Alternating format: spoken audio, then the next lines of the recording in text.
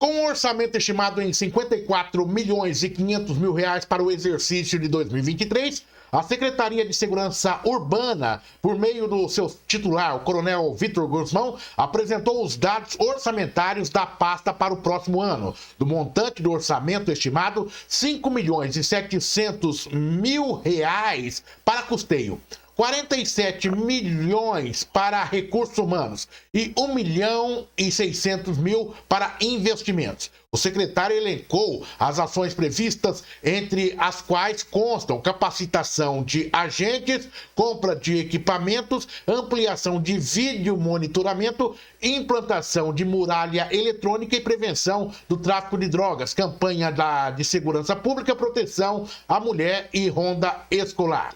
Integrante da nossa equipe de formadores de opinião independente, Zé Vestino, advogado, especialista em trabalhista, civil, família e segurança pública. Satisfação imensa tê-lo mais uma vez na nossa bancada, doutor Ezio Vestina. Como avalia esses números apresentados pelo Coronel Vitor Guzmão à Câmara de Sorocaba? Oliveira, é um prazer estar novamente aqui com você e para tratar exatamente deste assunto relevante. E é um assunto relevante não só para Sorocaba, para a região. A segurança de Sorocaba interessa para toda a nossa região, né? Nós estamos numa região metropolitana de Sorocaba. Então, é uma coisa que sempre mexe com toda a dinâmica regional. E falar de segurança pública é sempre importante. Ela importa para os munícipes e ela importa ainda para quem está pensando em investir em Sorocaba. Alienígenas, pessoas de fora, né? Forasteiros que estão pensando em trazer o seu capital para cá, eles fazem uma análise regional e querem saber como é que é as várias situações, transporte, vias públicas, segurança, para saber se interessa para eles colocar o dinheiro lá, né? Então, sempre é importante. Você vê o valor que você falou aí, um valor significativo, bastante alto. A grande maioria, evidentemente, vai para os recursos humanos. Né? O que é os recursos humanos?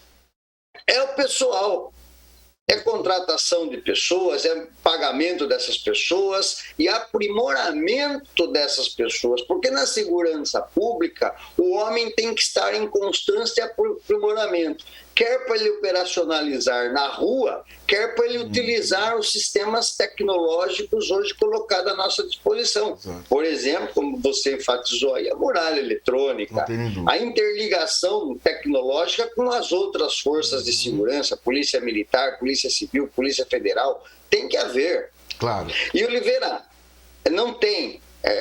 Se você puxar na sua memória, o que nos aproximou lá atrás, e há bom tempo, né, foi exatamente esse tema de municipalização de segurança pública. A municipalização da segurança pública é uma tendência mundial. Né? Mundial, porque quem conhece os problemas de segurança é o município. Quem conhece os focos que precisa de mais atenção aqui e ali é o município. É ali que vive, inclusive o prefeito. Não tem nem dúvida. Inclusive os vereadores. Então, qualquer investimento que se faça é importante. E eu sei que eu estou com um tempinho um pouco alargado, mas eu preciso concluir só uma coisinha que eu acho interessante nesse ponto. Qualquer voz dissonante disso, qualquer pessoa que questione, por exemplo, mas o Estado também tem que responsabilidade. Tudo bem, tem, mas elas são forças que se congregam. Nós não podemos falar assim, o Estado faz isso, eu não me preocupo. Não. O Estado faz isso e eu ajudo o Estado. Ou eu faço isso e o Estado vem me complementar. Exato. Então, qualquer voz dissonante disso não está pensando na cidade, está pensando no próprio umbigo. Tá certo, doutor Ezio Vestina, é dentro dessa linha mesmo, a necessidade da gente entender e compreender como funciona o sistema. Agora eu quero abrir essa tabela. O senhor falou no seu comentário, 54 milhões e 500 mil reais para o exercício. Daí eu comecei a abrir a tabela, né, de despesas. Ou seja, 5 milhões e 700 mil reais, você já disse, para as despesas ali. Ou seja, combustível, quero acreditar eu, troca de pneus, né? É a compra do cafezinho para a secretaria, né? Quero crer que você, eu vou colocar dentro desse contexto. Se errado, você me corrija. 47 milhões é a despesa fixa, ou seja, ali para pagar, é a despesa já destinada para o pagamento do guarda, de toda a equipe de trabalho. E 1 milhão e 600 mil para investimentos. Ok, é muito pouco em termos de investimentos, se fosse depender exclusivamente disso. É lógico que daí tem aquelas questões de emendas parlamentares, onde o município tem que passar ali o chapéu do deputado, me ajuda aqui.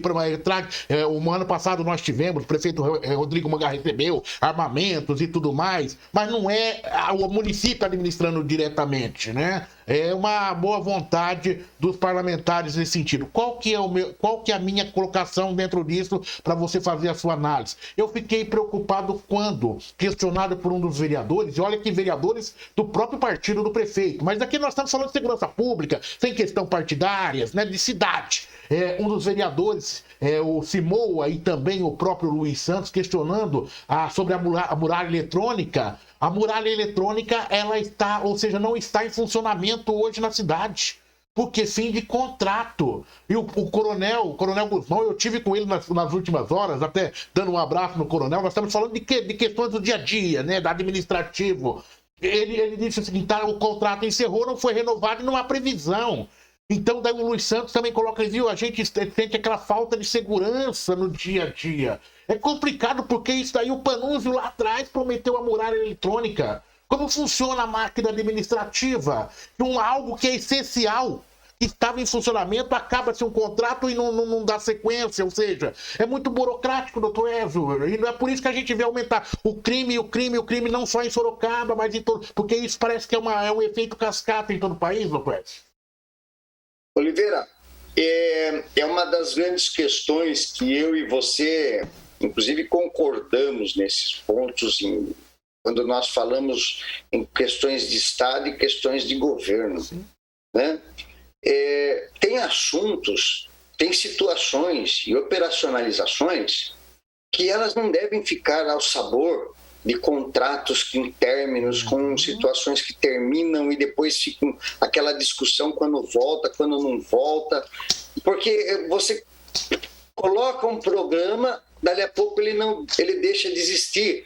Quando a sociedade está acostumando com aquele programa, ele deixa de existir por questões burocráticas. Está aí o Integra Bike, que foi só um exemplo fora da segurança pública. Mas voltando para o tema, para não dispersar, isso seria uma questão de Estado. Teria que ser uma situação perene. Porque você veja bem, a sensação de segurança não é a mesma coisa, como bem lembrado pelo vereador Luiz Santos, isso é dele, não é minha, mas é uma realidade. A sensação de segurança não é a mesma coisa do que você ter segurança. Com a muralha eletrônica, e eu falo isso porque eu utilizei esse serviço em um determinado momento da minha vida que você acompanhou. Rastrearam um carro meu através da muralha eletrônica. Sabia exatamente onde ele estava, onde ele passou, que hora ele passou, em que velocidade estava. Então você veja a importância da muralha eletrônica para o combate à criminalidade. Então, o indivíduo que vai furtar um carro, roubar um carro, ele sabendo que existe essa muralha eletrônica, ele vai se inibir, porque ele sabe que ele está sendo rastreado. É o olhar do Estado onde ele não pode estar presente. Então, eu acho que essas minúcias de contratualização, a prefeitura tinha que ver o que é importante manter perene e estudar uma forma de que estas interrupções operacionais aconteçam por conta dessas filigramas burocráticas. Uma sociedade inteira está desassistida Por conta do quê? Porque um contrato foi feito, não foi renovado. Então, eu penso que é o seguinte, olha, esse contrato está funcionando, essa empresa está trabalhando direito, a gente tem que pensar, ou nós compramos equipamento e é um equipamento do Estado, no caso o município, Sim. E a gente não precisa de empresa nenhuma, ou a gente tem que ter já um plano B para quando estiver terminando um contrato, o outro já estar perseguindo, para que não aconteçam essas interrupções. Para completar. Você está entendendo? Claro, para completar o que você colocou, o do plano B parece que a prefeitura tem, ela está usando as câmeras, até coloca, usando as câmeras da Urbis. Mas não é isso que foi o trato, né? Não é isso que foi o combinado. Então, eu até vejo, doutor Ezio Vestina, que os vereadores deveriam ter um questionamento maior em relação a essa questão. Porque nós temos hoje um estado de vulnerabilidade sem essas câmeras, né? Essa muralha eletrônica no sistema de segurança da cidade. E, por outro lado, também, só para a gente caminhar para a finalização, o que eu percebi é o seguinte... pouco vai se mudar em termos de, você viu pelos números do orçamento, se depender desses números para investimento, pouca coisa teremos em 2023 em termos de novidade no sistema de segurança pública na cidade de Sorocaba. São observações que nós estamos fazendo, né, doutor? Diante daquilo que foi colocado na Câmara de Sorocaba visando o orçamento do próximo ano. Olha que interessante, Oliveira. De fato, o dinheiro que é para esta situação é pouco. Se você vê o montante de dinheiro destinado, 54 milhões, e o tanto que será investido nisso, é o restinho lá, é o troco disso daí que vai ser investido, quando deveria ser inverso. Ou pelo menos diferente. Eu não digo o inverso teria que mudar tudo. Pelo menos diferente, melhor equacionado. Um valor mais significativo para a inteligência tecnológica. Nós poderíamos estar já, Oliveira, tendo drones que podiam patrulhar por cima, com câmeras. Os drones vão chegar, mas através do quê? Nós já poderíamos tê-los. Mas através do quê? De emenda parlamentar, porque eu vi, ou seja, de passar o chapéu, sendo que você coloca que poderia ser já direto ali. Um investimento perene. Constante, porque interessa. E, Oliveira, veja, isso interessa para o município, isso interessa para o munícipe, isso interessa para as empresas que estão instaladas e as que vão se instalar, mas isso interessa politicamente. Não tem nem dúvida. Ainda agora você está vendo o perrengue que está passando o governador do estado de São Paulo, que assumiu o lugar de João Dória, exatamente porque os índices de segurança estavam ruins no estado. Ele está fazendo um trabalho monstruoso nessa área para tentar se recuperar politicamente. Porque foi pífio o governo do Dória nessa área.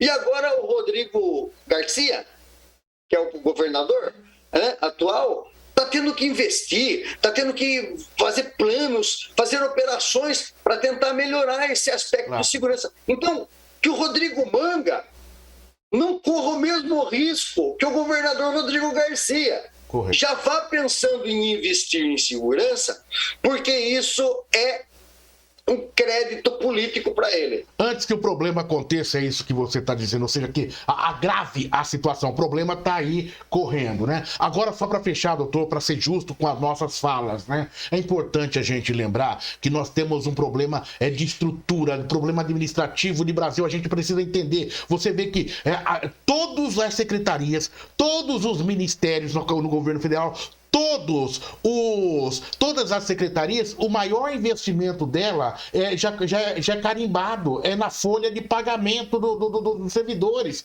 E precisa do servidor, sem um homem não se faz, né? Então você vê que nós temos uma questão, precisamos de uma ampla reforma administrativa, né, em todo o país, para que a administração pública possa caminhar de forma eficiente. Eu creio que é nessa linha aí que você também caminha, porque senão todos os anos nós vamos discutir isso dentro do aspecto quando se discute orçamento municipal, quando se discute orçamento estadual e quando se discute orçamento federal, doutor Vestina. Oliveira, um dia eu ainda vou fora do ar conversar com você para nós fazermos um programa comigo ou com outro colega com mais habilidade que eu, para tratar exatamente dessa questão da reforma administrativa, Oliveira. Porque não há dinheiro que chegue para investimentos quando você tem uma folha de pagamento tão significativa. E isso é um erro histórico do Brasil, certo? Você pega, com todo respeito, não estou desmerecendo profissão nenhuma, é uma questão matemática apenas, Oliveira. Você pega um porteiro de escola particular, ele tem lá um valor de 1.800, mais algum benefíciozinho, dá 1.900. Um porteiro de escola particular. Um porteiro de escola pública, funcionário público, ganha 4 mil reais. Então, quer dizer, o dinheiro que você paga um porteiro, e não é desmerecimento, gostaríamos que todos ganhassem 4, mas nós estamos falando de uma realidade matemática. Então, o que acontece? Nós precisamos fazer uma reforma administrativa em âmbito geral e alcançando até os municípios, para alcançar o nosso, onde a gente veja exatamente o que é funcionário público, que precisa ser funcionário público, e aqueles categorias que podem ser contratados por empresas e coisas tais. Uma coisa que o Renato Amaro já tentou fazer em algum momento quando ele foi prefeito aqui de Sorocaba. Mas eu não creio que vai resolver, é aí por isso que precisa de um programa mais amplo. Eu não creio que nós vamos resolver isso simplesmente numa questão municipal. É uma ampla reforma administrativa dentro do pacto federativo, porque senão nós vamos chegar um dia e não muito distante, nós lá atrás, já na área de segurança, fechando na área de segurança em 1990, no ano de 2000, nós falávamos que o Brasil poderia se tornar uma Colômbia de 82 de Pablo Escobar, e a gente tá vendo que a coisa tá bem nesse caminho aí, né? E nós avisamos lá atrás. Eu temo que um dia o Brasil possa acontecer o mesmo que aconteceu com a Grécia quando quebrou e arrebentou e teve que mudar todo o seu sistema para poder se tornar, poder caminhar e dar sequência à sua vida. Então, outra coisa, só para fechar também, doutor Ézio, quando a gente fala do salário dos servidores públicos municipais, dos servidores públicos de uma maneira geral, você sempre tem que embutir. Muitas vezes aparece que o camarada ganha 16 mil reais, só que o imposto de renda vem e corrói metade daquele valor. Essa é a grande realidade. Uma carga trabalhista também imensurável que nós temos. Então, o Brasil ele tem que ser reestudado, repensado, para a gente poder caminhar e falar em termos de segurança pública e de saúde. Todos esses orçamentos a gente vê de uma forma que a gente compreenda, entenda e veja o nosso dinheiro sendo bem encaminhado. Fechou, doutor Ézio? Sim, sem dúvida. E você, nessa parte, acho que já não é a primeira vez que nós concordamos, né?